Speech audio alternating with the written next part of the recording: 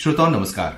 आकाशवाणी वाराणसी से मैं चंदन सिंह आप सभी का कार्यक्रम कानून और हम में बहुत बहुत स्वागत करता हूं। श्रोताओं, श्रमिक हमारे अर्थव्यवस्था की रीढ़ है और उनका सशक्तिकरण हमारे देश के विकास के लिए आवश्यक है।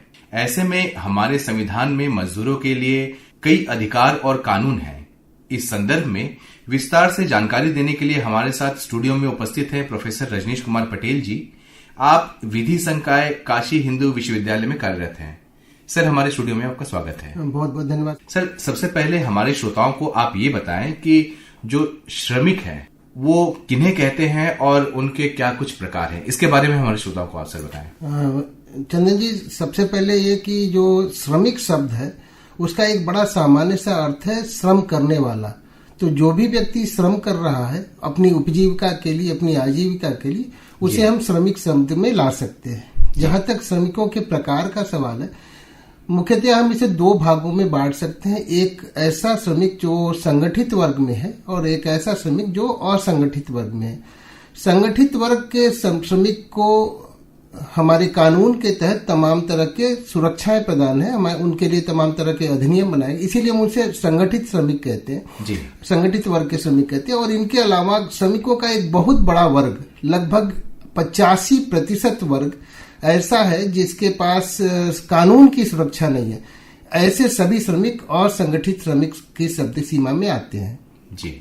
तो आपने जैसा कि बताया सर कि श्रमिक हैं हमारे, उनके वो दो प्रकार हैं, संगठित और असंगठित। तो हमारे संविधान में इनके सुरक्षा और संवर्धन के लिए क्या कुछ प्रावधान है? संविधान इन दोनों शब्दों में या इन दो वर्गों में अंतर नहीं करता जी। संविधान सभी लोगों को एक समान रूप में लेकर के चलता है, सभी श्रमिकों की सुरक्षा की बात करता है। जहां तक संवैधानिक प्रावधानों का सवाल है, सबसे पहले हमारे पास जो अनुच्छेद 14 है वह समानता की बात करता है कि सभी के साथ समान व्यवहार किया जाए। इसके अलावा श्रमिकों की सुरक्षा के लिए, श्रमिकों को विशेष सुविधाएं प्रदान करने के लिए संविधान में दो तरह की सुरक्षाएं प्राप्त हैं। सबसे पहले जिसको हम मौलिक अधिकार कहते हैं, भाग 3 में हमारे पास मौलिक अधिकार है। उन मौलिक अधिकारों में मुख्यतः 14 के अतिरिक्त मुख्यतः एक अनुच्छेद 19 है जो श्रमिक संगठन को बनाने के लिए बात करता है कि श्रमिक अपने संगठन बना सकते हैं और यह बहुत बड़ी सुरक्षा है सभी श्रमिकों के लिए। इसके अलावा जब हम राज्य के नीति निर्देशक तत्वों में जाते हैं, यहाँ पे हम आपको बता दें कि मौलिक अधिकार और राज्य के नीति निर्देशक तत्व में मूलभूत अंतर यह है कि अगर कोई अधिकार मौलिक अधिकारों की शब्द सीमा में आता है तो उसके लिए आपके पास हाई कोर्ट और सुप्रीम कोर्ट जाने की सुरक्षा प्राप्त है। आप वहां से जाकर अपने अधिकारों को इम्प्लीमेंट कराते हैं और संविधान इस बात की गारंटी देता है कि ऐसे अधिकारों को आपके तक हम उपलब्ध कराएंगे जी।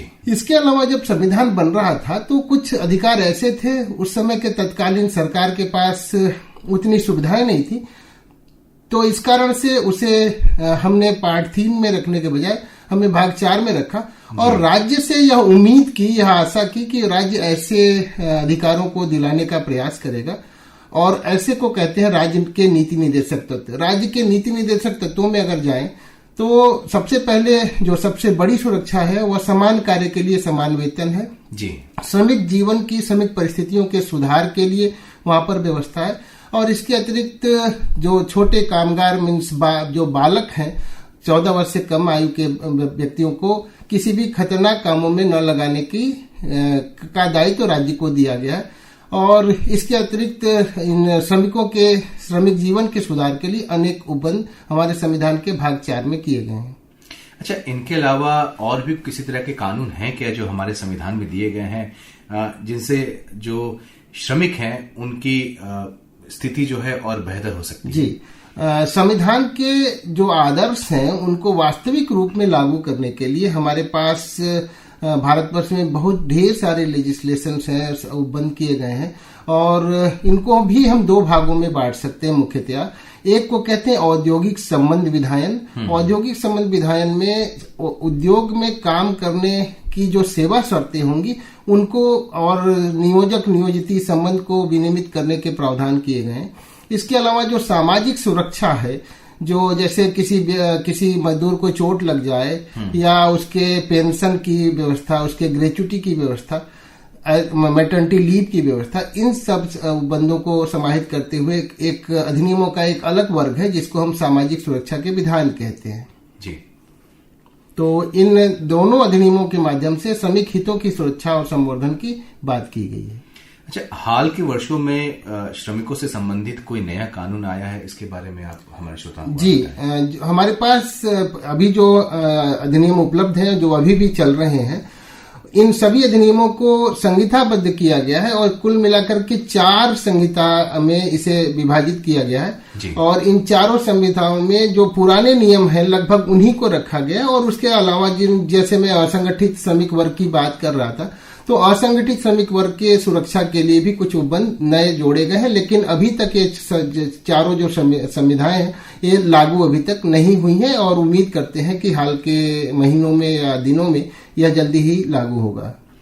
अच्छा, श्रमिकों के जो उनसे संबंधित जो जितने भी तरह के उनके कानून हैं या फिर जितने भी उनके लिए जो क्या कहते हैं जो फैसिलिटीज हैं और ये कहें कि उनके जो अधिकार हैं, अगर उससे संबंधित किसी तरह की कोई समस्या उनको हो रही है, अगर हम बात करें कि किसी श्रमिक को अगर वेतन नहीं मिल रहा है, तो इससे संबंधित वो कहाँ शिकायत कर सकता है और इसके क्या क्या प्रकार हैं, किस तरह से वो शिकायत कर सकता है, इसके बारे में हमारे श्रोताओं को बताया। देखिए, श्रमिकों का जो मुख्य मौलिक अधिकार वो है कि जो भी वो काम करते हैं उनके लिए उचित वेतन उन्हें मिले जी, पहला अधिकार।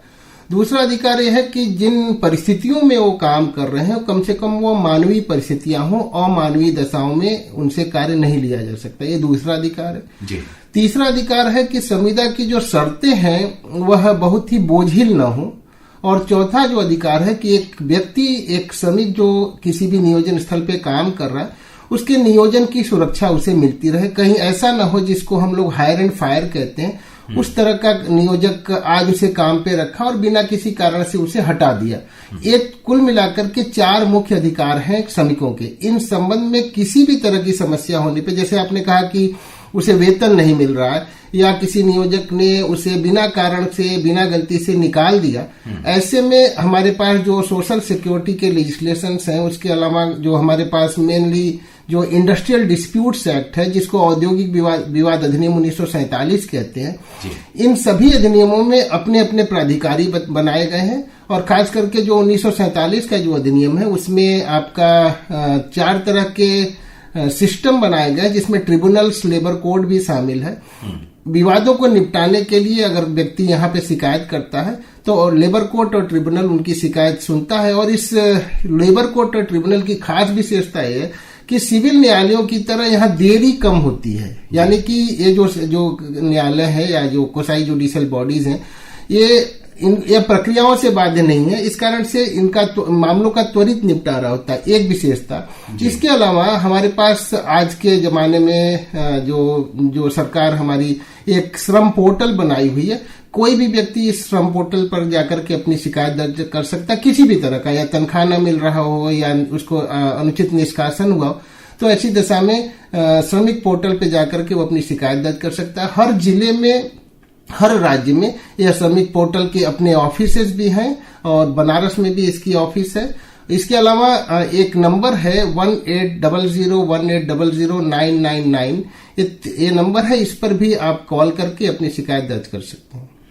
निसंदेह ही आजादी का अमृत महोत्सव हम मना रहे हैं, 75 वर्ष हो गए हैं सर, और जो मजदूरों की स्थिति है उसमें सुधार तो हो रहा है, लेकिन फिर भी जो एक अपेक्षित जो सुधार है वो हमें मिल नहीं पाया है। इसके पीछे का आप कारण क्या समझते हैं सर? देखें, 1947 के पहले भी हमारे पास श्रमिक विधायन थे और बहुत से विधायन जो अभी चल रहे हैं वो सब 1947 के पहले के भी हैं। बाद में भी हम लोगों ने काफी अधिनियम बनाया है। श्रमिकों के दशा में सुधार तो अवश्य हुआ है। और जहां तक ये सवाल है कि इतने अधिनियम होने के बावजूद भी अभी हमारा श्रमिक अपने लक्ष्य को प्राप्त नहीं कर सका है, उसके पीछे अनेकों कारण हैं, जिसमें एक बड़ा कारण हमारी जनसंख्या स्वयं है। दूसरा, कानून के प्रति जागरूकता की निहायत कमी है। और जिन लोगों के लिए लेबर लॉ बना है, हम और आप कानून पढ़ते हैं, पढ़ाते हैं, लेकिन यह जो कानून है उन लोगों तक भी पहुंचना चाहिए जिन लोगों को वास्तव में इस कानून की जरूरत है। तो इस ज्ञान के अभाव में भी एक बड़ा कारण है जिसकी वजह से कोई व्यक्ति न्यायालय तक नहीं पहुंच पाता और उन्हें असुविधा होती है। जी।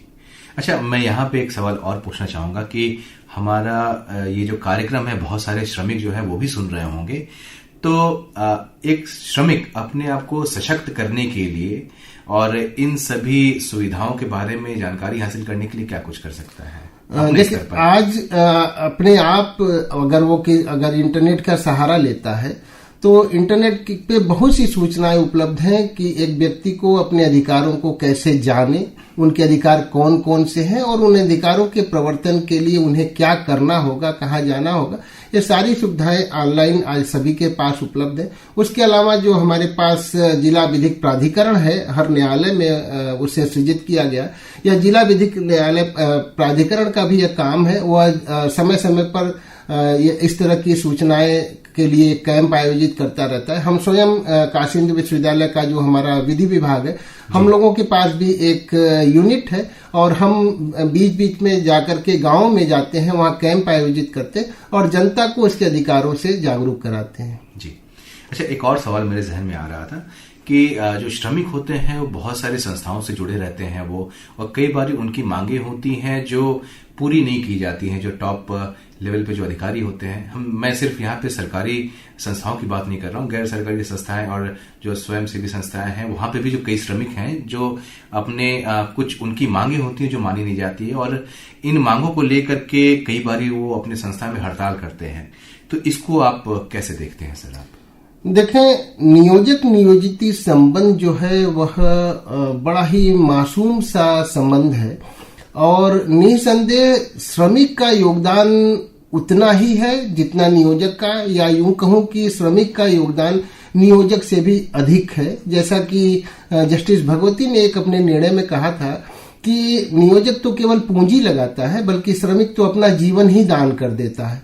तो ऐसे में उसे हड़ताल न करना पड़े, इसकी जिम्मेदारी भी नियोजक की है। श्रम की शर्तें और उचित प्रदाय यह दोनों सुनिश्चित होने चाहिए, अन्यथा इस तरह के विवाद उत्पन्न होते हैं। निसंदेह कोई भी व्यक्ति नहीं होगा जो ये कहेगा कि हड़ताल बहुत अच्छी चीज है, लेकिन हड़ताल अपने अधिकारों को प्राप्त करने का कर्मकारों के पास एक आखिरी हथियार है और हम उम्मीद करते हैं और निवेदन भी करते हैं कि इस अधिकार का प्रयोग हमेशा और हमेशा आखिरी में ही होना चाहिए। अधिनियमों में भी यह व्यवस्था है कि आप पहले बातचीत के जरिए अपनी समस्याओं को हल करें और नियोजक से भी उम्मीद है कि वह अपने कर्मकारों को उचित सुविधाएं प्रदान करे, उसके श्रम का उचित मूल्य प्रदान करे, ताकि इस तरह समस्याएं संस्थापन में न आवे। क्योंकि संस्थापन में अगर समस्याएं आएंगी तो केवल कर्मकार का ही नुकसान नहीं होगा, बल्कि उस नियोजक का भी नुकसान होगा और साथ ही साथ पूरे राष्ट्र का नुकसान होगा।